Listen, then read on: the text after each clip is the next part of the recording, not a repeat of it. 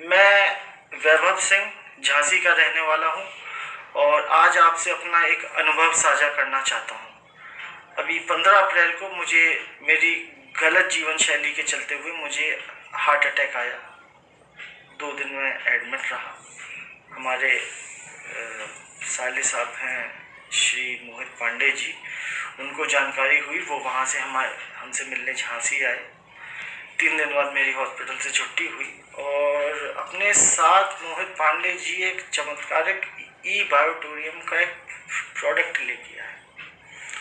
उसमें एक मैट्रेस थी, एक पानी की बोतल का ऊपर रैप करने के लिए एक बैंड था, वो हमें वो दे के गए और मुझसे बोले आप इसको यूज़ कीजिए। 15 दिन यूज़ करने के बाद मुझ में चमत्कारिक कुछ चेंजेस आए।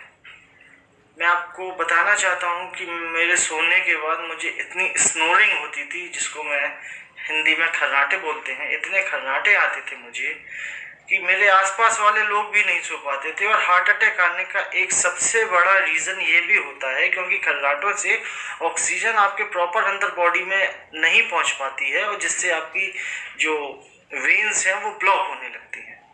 तो मैं क्या देखता हूँ, मैं और मेरी फैमिली, कि उस मैट्रेस पे लेटने के बाद, सोने के बाद मेरे खर्राटे 15 दिन के अंदर बिल्कुल लापता हो गए। आज मैं बिल्कुल साउंड स्लीप करता हूँ।